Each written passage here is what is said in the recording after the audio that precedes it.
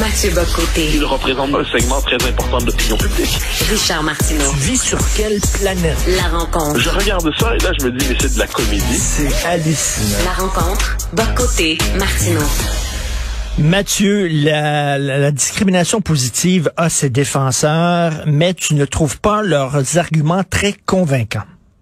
Non, je pense que c'est même nécessaire de revenir sur certains... Parce que le débat prend, je dirais qu'il prend enfin. Hein. Ça fait des années qu'on dénonce ça, et là, c'est comme si une prise de conscience autour de ces dérives. Et moi, ce qui me frappe, c'est à quel point ces défenseurs répètent à la manière de formules obligatoires des thèses, des affirmations qui ne sont pas du tout fondées ni en sociologie, ni en histoire, ni dans une lecture un tant soit peu convaincante de la réalité, ni même sur le plan des statistiques. Donc, je me permets d'en explorer quelques-unes avec toi pour voir ça. Donc, par exemple, on va nous dire, j'ai lu ça ce matin, je ne sais plus trop où, on va nous dire, l'homme blanc a dominé le crachoir depuis 2000 ans, et puis il est temps aujourd'hui, s'il n'avait pas dominé le crachoir, s'il n'avait pas dominé toutes les places depuis 2000 ans, il ne serait pas nécessaire aujourd'hui de faire des mesures correctrices comme la discrimination positive. De quoi parle-t-on? Premièrement, si depuis 2000, déjà sur le plan historique, la référence est faussée, l'histoire de la civilisation occidentale commence pas il y a 2000 ans, et elle ne se confond pas avec l'histoire de l'homme blanc, et par ailleurs, ça c'est pas un détail à rajouter, eh bien, dans l'histoire du monde occidental, eh bien, les clivages n'ont pas d'abord été raciaux, n'ont pas d'abord été, ils n'ont pas été, on pourrait dire, ethniques et tout ça. Ils sont nationaux, sociaux, religieux et ainsi de suite. Donc, c'est une sorte de frappe. Puis par ailleurs, accessoirement, le monde occidental c'était son espace de référence. Il y avait le monde chinois, il y avait toute une série d'univers en tant que tel. L'Europe s'est déployée depuis 5 siècles, mais cela dit, l'homme blanc ne domine pas le monde depuis 2000 ans selon cette espèce de formule un peu simple. Et surtout, si on prend la peine de regarder les sociétés les unes les autres, est-ce qu'on pourrait expliquer aux Irlandais de quelle manière ils étaient dominants en Irlande, subissant la botte anglaise pendant plusieurs siècles? Est-ce qu'on pourrait expliquer à nos grands-parents canadiens français à quel point ils étaient dominants au Québec en tant que tels? Est-ce qu'on pourrait expliquer aux Lituaniens, aux Lettons, aux Estoniens à quel point ils étaient dominants? Et pourquoi pas, est-ce qu'on pourrait l'expliquer aux Polonais et ainsi de suite? C'est quoi cette espèce d'histoire comme quoi l'homme blanc serait dominant en tant que tel? Oui. C'est une phrase lancée dans le vide. Ensuite, une autre phrase, moi, qui me rend dingue, on va nous dire, comme si les discriminations allaient de soi, puis là, on nous sort des statistiques, en disant, il y a X% de la population de cette couleur, ou de cette catégorie, il y a X% qui sont, qui est représenté dans tel métier, et il y a un décalage entre les deux chiffres, donc il y a une discrimination. Premièrement, ce n'est pas l'espace de référence. Si on s'intéresse, puis Guillaume Marois, le démographe, a pris la peine de le rappeler, l'Université Laval est située à Québec, dans un environnement qui, globalement, est celui du Québec francophone. Donc, c'est bête à dire, mais Québec est en train de devenir la capitale du Québec francophone. Eh bien, sous toute proportion gardée, la représentation de gens issus des minorités ethniques est supérieure à la proportion des gens des minorités ethniques dans la ville de Québec, et plus encore si on tient compte de la grande région de Québec. Alors là, dépendamment de l'espace où on fait ces espèces d'analyses de statistiques censées être révélatrices, bien des affirmations s'effondrent. Ensuite, qu'il y ait une disparité statistique ne veut pas dire qu'il y a un système discriminatoire. Ben voilà. Par exemple, le fait qu'il y ait, par exemple, beaucoup d'Asiatiques dans tel domaine, est-ce que c'est parce qu'il y a une forme de biais favorable aux Asiatiques dans l'organisation, je sais pas, de tel secteur d'activité? Ben, écoute, Mathieu, il y a beaucoup d'Italiens en construction, il y a beaucoup de Grecs en restauration, il y a beaucoup d'Irlandais dans la police, etc., etc. Il y a moins de Noirs dans les orchestres symphoniques, mais il y en a plus dans les orchestres de jazz. Il y a des affinités culturelles aussi. Eh ben voilà. Il y a des affinités culturelles. Il y a des trajectoires de socialisation. Il y a toute une série d'explications qui ne relèvent pas de la logique discriminatoire.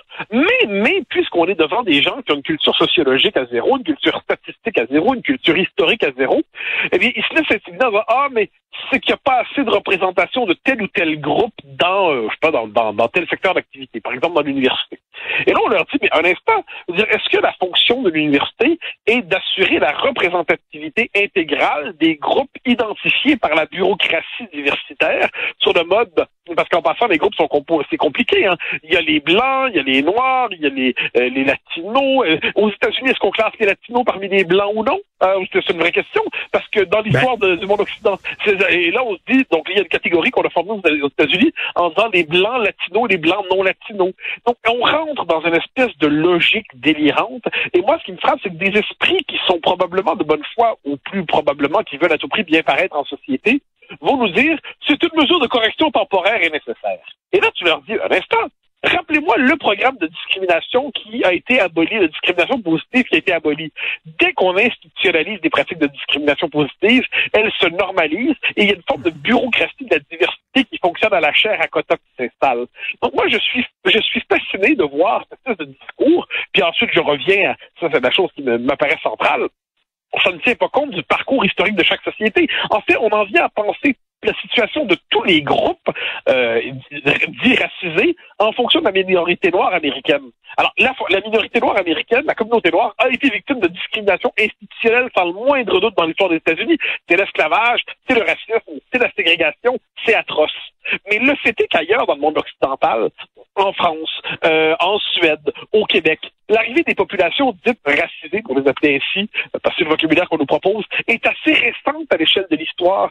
C'est assez récent. Alors là, il va falloir qu'on m'explique comment le système, par exemple, québécois serait fondé sur une logique de discrimination des racisés, alors que l'arrivée significative de populations dites racisées, c'est à peu près il y a 40, 30 ans dans notre société, avant que ça devienne un phénomène statistique significatif.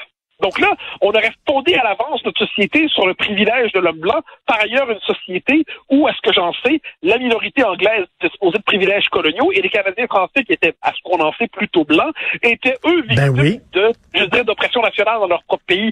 C'est fou, c'est bête. Ben oui, t'avais des Blancs, t'avais des Blancs oppresseurs et t'avais des Blancs opprimés. Ben oui, non, mais évidemment, j'essaie de comprendre à ce moment-là, puis en fait, je comprends. C'est l'inculture. Il faut dire, pardonnez-leur, ils ne savent pas ce qu'ils disent, ils ne savent pas ce qu'ils font. Ils ont une culture limitée. Quelquefois, leur culture, c'est généralement, je sais pas moi, c'est des séries Netflix qu'ils regardent, qu'ils consomment à répétition. Ils ont peut-être lu un essai, je sais pas, de Martine Delvaux. Ça peut quelquefois, ça peut donner des drôles d'idées. Bon, alors c'est Netflix plus Delvaux. Ça nous amène à, quelquefois, on se promène pour un sociologue, un puissant analyste quand on lit ça. Mais c'est terrible, parce que là, ça fait que le discours mensonger fondé sur de fausses observations sur la réalité se normalise dans le discours public. Et puis là, ce discours-là devient obligatoire. Mais comment une discrimination peut être positive? Là, c'est comme si tu disais esclavage positif, violence positive. Comment on est contre la discrimination, point final. En tant que principe, on est contre. Eh ben là, on nous explique maintenant, là, les plus culottés vont nous dire, non, mais ça, on n'est plus contre la discrimination. Il y a des discriminations qui sont légitimes pour permettre la représentation de... Puis il y a des gens qui écoperont. Et parce qu'ils sont déjà avantagés de manière institutionnelle, donc ils s'écoperont, c'est comme ça, c'est pas très grave. Donc, on retrouve des fils qui vont nous dire, ben oui, il y a des gens qui vont écoper, mais c'est comme ça, ils écoperont. C'est la vie, on n'y peut rien. Et ça, c'est le principe de l'identité raciale. C'est fascinant. On oublie, soit dit en passant, que un fils noir, entre guillemets, de la bourgeoisie va quand même être avantagé par rapport à un fils blanc de la classe ouvrière. Oups, mais les classes sociales ne sont plus importantes. Mais là, on légitime la discrimination, puis tout l'antiracisme américain contemporain. Donc, le néo-antiracisme d'Ibram X. Kendi nous explique qu'il faut la discrimination positive, c'est ça la seule forme de politique d'équité. Ben oui, c'est ça la seule justice. Et Mathieu, je viens d'un milieu très pauvre, OK? Là, je viens de Verdun, près de Pointe-Saint-Charles. Mon père travaillait dans une shop, là. Moi, là, penses-tu que je me disais dans ma tête, je peux devenir premier ministre parce que je suis blanc? Je me disais, ben non. Il y a rien qui m'encourageait à aller dans les études supérieures. De tous mes amis d'enfance, je suis le seul qui est allé à l'université. Le seul. Parce que tous ces gens-là sont devenus mécaniciens, travaillaient dans des shops, etc. Je suis le seul qui s'en est sorti, entre guillemets. J'avais pas de modèle vraiment autour de moi. J'avais pas beaucoup de livres à la maison et tout ça. J'étais pas plus privilégié que n'importe qui d'autre, là.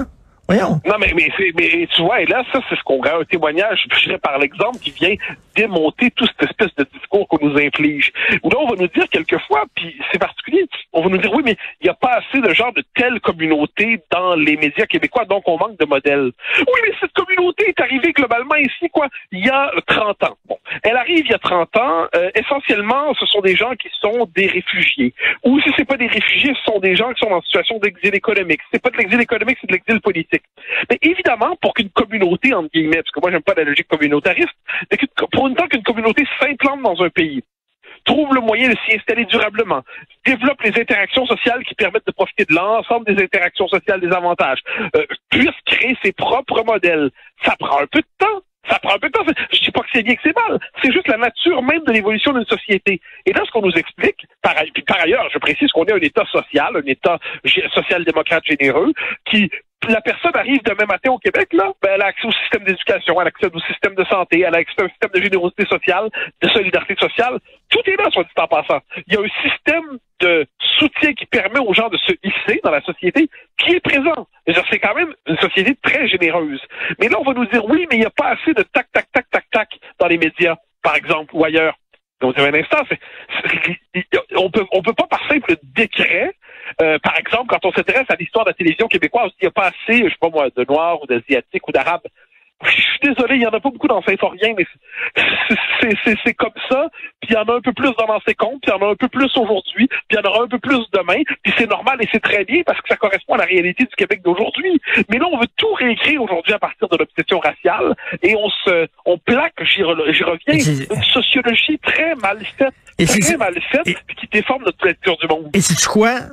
J'ai jamais regardé la télévision au Cameroun, mais je suis convaincu qu'il y a pas mal plus de Noirs à télé au Cameroun que de Blancs. Je suis convaincu. Oui, et probablement beaucoup de Chinois en Chine et de Japonais au Japon, et ainsi de suite.